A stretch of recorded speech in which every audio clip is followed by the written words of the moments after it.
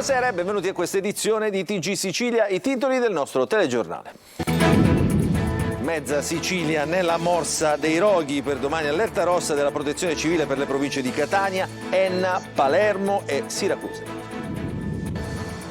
Sbarchi senza sosta a Lampedusa, si moltiplicano gli appelli per aiutare l'isola, governo già al lavoro per varare il nuovo decreto sicurezza, l'arcivescovo di Catania, Monsignor Renna, dice si garantisca un'accoglienza dignitosa ai migranti.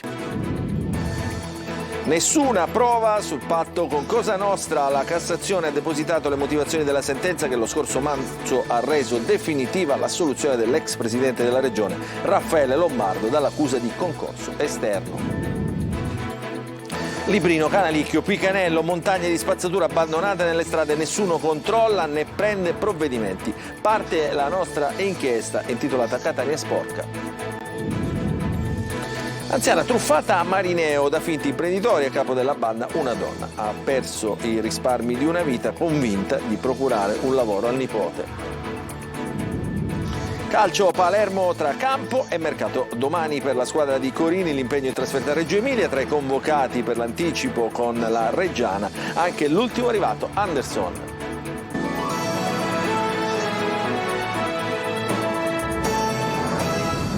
Buonasera ancora, ben trovati a questa edizione di TG Sicilia. Apriamo il nostro telegiornale con gli incendi. Mezza Sicilia nella morsa dei roghi. Allerta rossa per domani su Catania, Enna, Palermo e Siracusa. Circoscritti invece i roghi che avevano avvolto i colli Sarrizzo nel Messinese. Chiusa sino a venerdì la strada provinciale per Dinnammare a causa del crollo di alcuni alberi. Ce ne parla Francesco Triolo.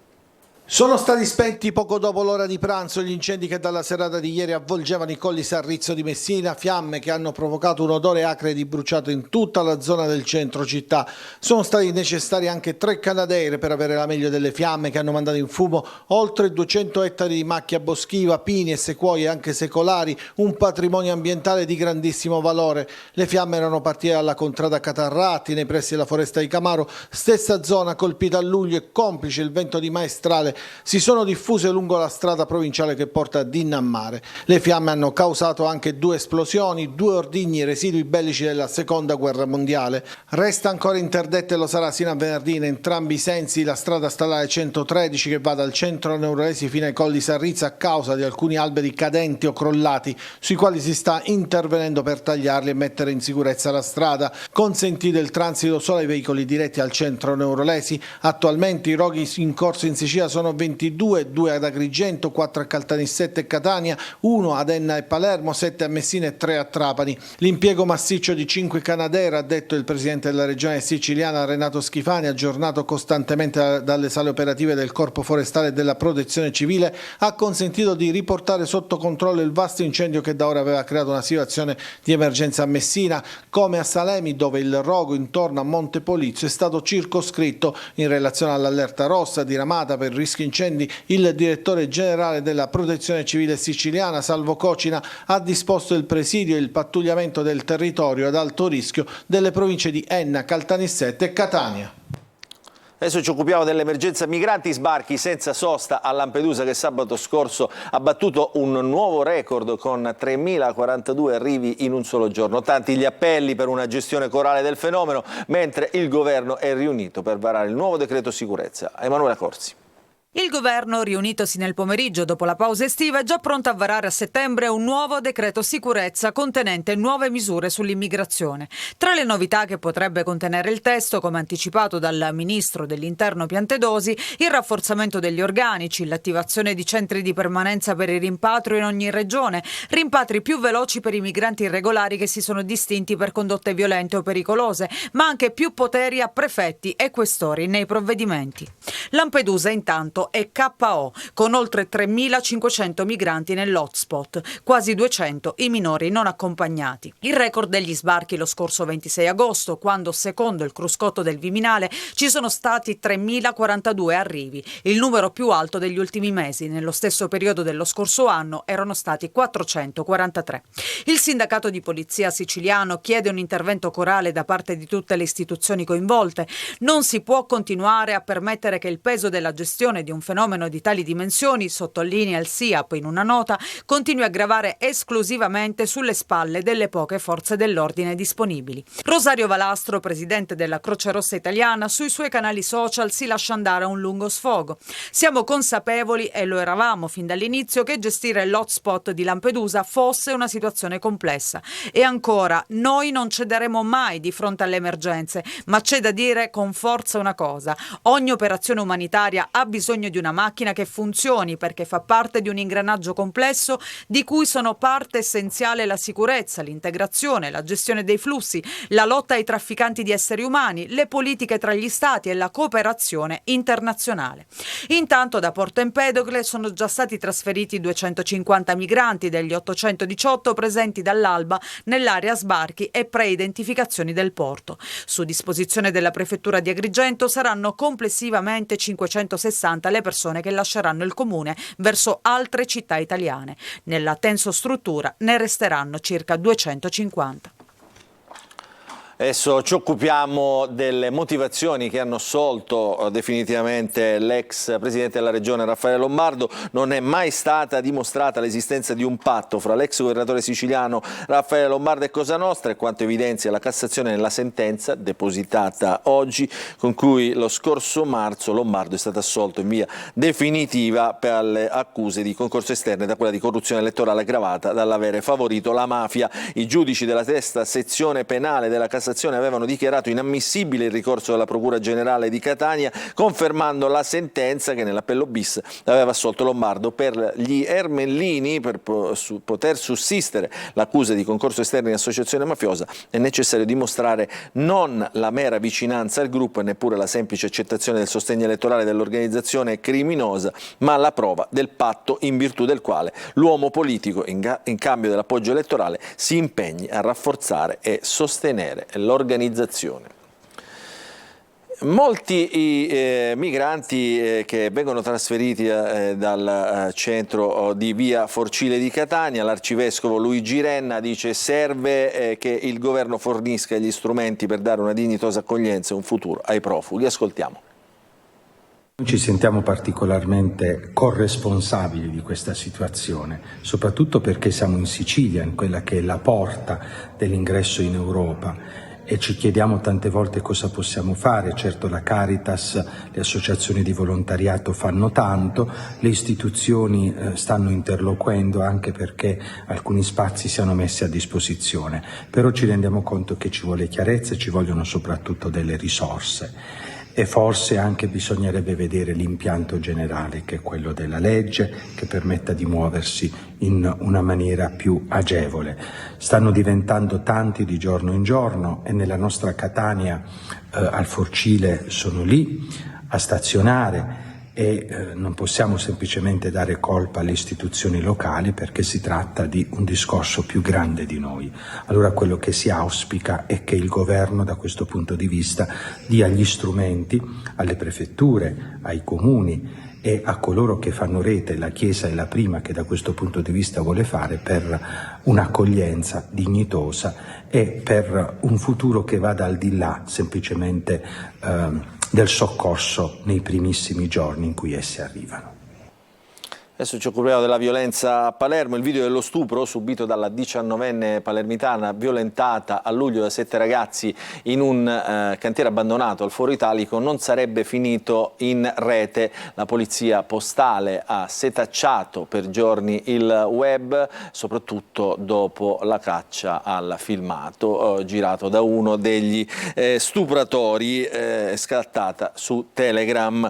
Ma dalle riprese non ci sarebbe traccia, mentre restano in carcere i primi 4 ragazzi finiti in cella dopo la denuncia della vittima. I legali degli altri 3 indagati, arrestati dopo alcune settimane dai fatti, non hanno ancora presentato istanza di riesame per i loro assistiti. La giovane vittima sui social ha ricevuto la solidarietà di migliaia di persone. Parliamo del reddito di cittadinanza. Non sappiamo come dobbiamo fare per andare avanti, dicono, lanciando un nuovo grido d'allarme gli ex percettori della misura che questa mattina hanno manifestato a Palermo. È andato per noi Marco Gullà. Anche a molti di loro è arrivato l'ultimo SMS che praticamente annuncia la fine dell'erogazione del reddito di cittadinanza. Una nuova manifestazione di protesta questa mattina a Palermo degli ormai ex percettori che chiedono un lavoro che possa permettergli di andare avanti. Chiedere un lavoro per tutti i siciliani che ne hanno diritto, considerate che sono 100.000 siciliani che hanno perso il diritto del reddito di cittadinanza già a partire dalla mensilità di agosto, e sicuramente con 350 euro al mese queste persone non possono campare, non possono avere una vita dignitosa. E poi tra i manifestanti c'è chi non può pagare la bolletta della luce. Sto vedendo che bolletta mi è arrivata e io da agosto in poi non prenderò neanche più una lira. Questa bolletta io direi al governo come la dovrò pagare, con quali soldi? Soldi io non ne ho, io chiedo un lavoro come chiediamo un lavoro noi e tutti i percettori. Noi vogliamo un aiuto del governo. Hanno mandato a noi alcune comunicazioni, gente disperata che è venuta da noi a dire io non so cosa fare, e hanno voluto, tentavano anche il suicidio. Io invito tutti anche a vedere negli ultimi articoli di giornale persone disperate che veramente adesso vivono pure sotto i ponti perché hanno ricevuto gli sfratti, e gente che adesso nemmeno può pagarsi la casa. Il corteo ha sfilato lungo le vie della città fino all'assessorato al lavoro, una marcia triste, gonfia di rabbia e preoccupazione. Con l'ultimo reddito che ho preso di luglio ho cercato, sapendo che adesso ad agosto non avrei avuto più niente, neanche si sa un qualcosa per i mesi successivi, ho preferito comprare al discount delle scatolette, queste che costano 50 centesimi, di ceci, di fagioli, di lenticchie, di minestrone, che sinceramente sono anche un po' immangiabili, però visto che qualcuno dice che noi mangiamo anche bene, noi poveri, ma vorrei vedere, perché non posso più andare dal mio fruttivendolo a comprare la verdura e la frutta, e quindi logicamente devo mangiare così. Non vogliamo mai.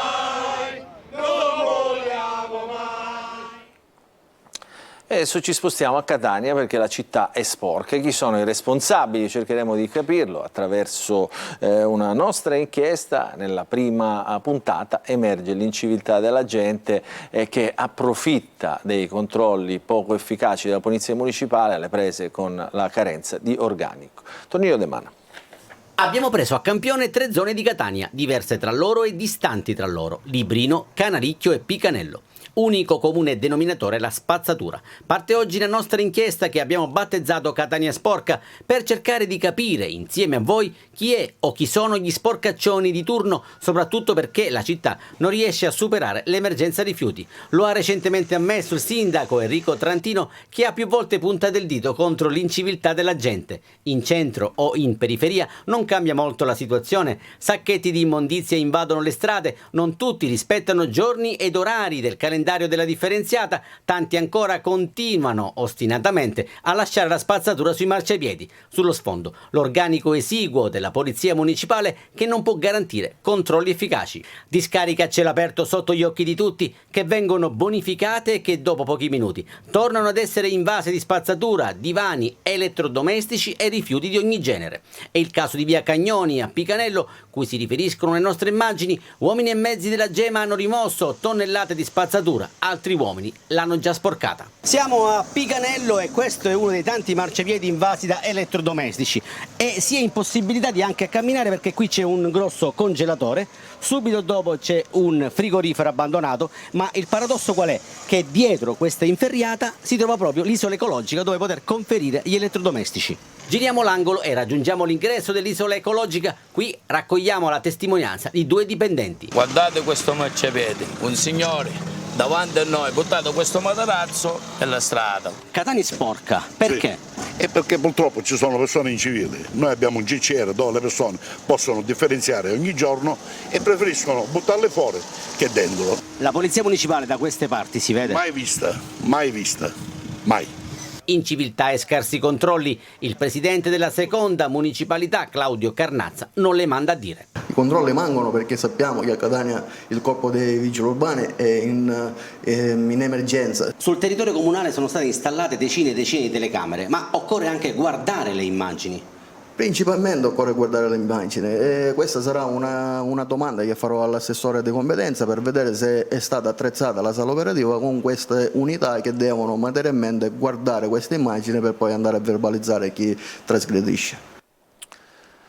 A Marineo, nel Palermitano, si fingono ideatori di un progetto imprenditoriale e promettono a un'anziana signora di poter inserire il nipote nell'impresa, ma è una truffa che scuce alla pensionata ben 36.000 euro in un anno. Il servizio è di Orazio Longo. Promettevano di trovare un lavoro al nipote, lo sistemiamo noi, dicevano, ma a sistemarsi erano solo loro i truffatori. Una donna di Marineo, in provincia di Palermo, e 3 suoi familiari avrebbero spilato ben 36.000 euro a un'anziana signora col miraggio di vedere il nipote inserito in un progetto imprenditoriale che in realtà non esisteva. A scoprire la truffa la Guardia di Finanza della compagnia di bagheria. L'indagata, tra il mese di settembre 2021 e il mese di luglio 2022, si sarebbe presentata in più occasioni presso la casa della pensionata a ritirare il denaro, sempre nelle ore in cui questa era sola, così da non far destare sospetti ai familiari. E avrebbe anche rilasciato dei buoni di consegna delle somme ricevute. In una circostanza l'anziana, che vive solo di pensione di vecchiaia, avrebbe addirittura svincolato una polizza vita pur di consegnare quanto richiesto. I passaggi di denaro sono stati ricostruiti dalle Fiamme Gialle sulla base della documentazione detenuta dall'anziana e di quanto emerso dagli accertamenti bancari eseguiti sui conti correnti della sospettata. La donna è stata segnalata per il reato di autoriciclaggio e 3 suoi familiari per quello di riciclaggio. Adesso parliamo di musica. Nel fine settimana tributo agli anni 80 e 90 con Neck e Renga sul palco dei Templi di Agrigento, mentre suona anche Raff in piazza a Melilli nel Siracusano. Eva Spampinato.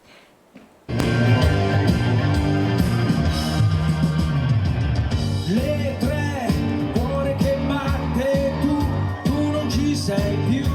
Sullo sfondo un tempio illuminato, davanti al palco una platea pienissima, on stage, sotto le mura dell'antica Akragas, Agrigento, 2 amici che festeggiano insieme le loro lunghe carriere, 30 anni di successi per Neck, ben 40 per Francesco Renga.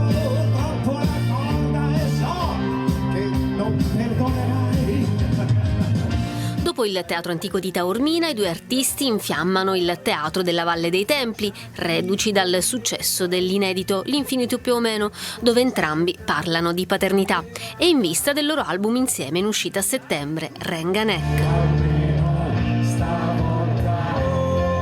Sì, così quello spirito. 2 miti degli anni 90 che portano sul palco energie e tormentoni, come quelli proposti da un altro mito degli anni 80 e 90, la cui voce continua ad essere limpida come quella che cantava Ti pretendo.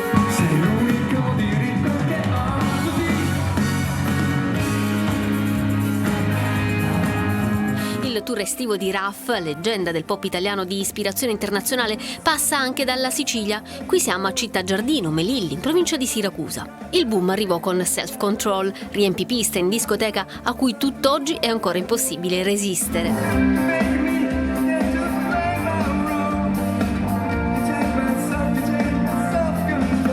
L'estate del 2023 è stata quella del nuovo singolo 80 voglia di te, un brano dal sound anni 80 riadattato al pop moderno che diffonde benessere con il suo ritmo incalzante e sensuale, dalle sfumature dance elettropop, cibernetiche diventate evergreen.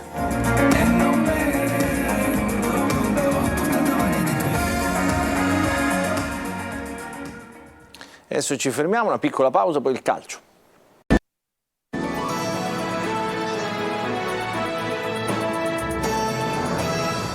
Ancora ben trovati, nella seconda parte del nostro TG Sicilia parliamo di calcio, mercato e campo per il Palermo che domani giocherà a Reggio Emilia contro la Reggiana. In campionato Gorini convoca anche l'ultimo arrivato, Henderson. Ce ne parla Marco Gullà. C'è anche Henderson, l'ultimo arrivato in casa Palermo, convocato da Eugenio Corini per la trasferta di domani a Reggio Emilia contro la Reggiana. La terza giornata di B, anche se per il Palermo si tratta della seconda gara in campionato, visto che nel weekend non è sceso in campo. Tra i convocati non c'è Buttaro, infortunato. Sarà un Palermo già diverso rispetto a quello che ha giocato alla prima a Bari e ha pareggiato. In campo Corini darà spazio a Lund sulla sinistra e a centrocampo, se non da titolare, dovrebbe giocare a gara in corso anche Henderson, centrocampista che arriva dall'Empoli. In avanti non ci sono dubbi, ci sarà il tridente formato da Di Mariano, Brunori e Insigne. Corini oggi in sala stampa però sbotta e dice: basta giudizi, dovete aiutarci a crescere. Poi qua si giudica tutto sempre e comunque c'è sempre qualcosa di negativo. Mi sono rotto anche le scatole sinceramente, perché avete veramente rotto, ogni cosa va giudicata sempre in maniera estrema, si vogliono sempre creare condizioni particolari, siamo alla prima di campionato, c'è un campionato, godetevi il percorso. Ma il Palermo non si ferma sul mercato, si attende solo la parola finale del Lecce per Federico Di Francesco e la risposta dovrebbe arrivare il prima possibile, anche in giornata. Esiste infatti l'accordo totale per l'arrivo del calciatore, ma si attende il via libera di Corvino, che prima vorrebbe avere un sicuro sostituto. Con le valigie in mano Damiani, che si accaserà alla Juventus Next Gen in Serie C. Questa è l'ultima notizia, il nostro telegiornale finisce qui, non ci sono ulteriori aggiornamenti, allora non ci resta che augurarvi un buon proseguimento di serata. Grazie per averci seguito.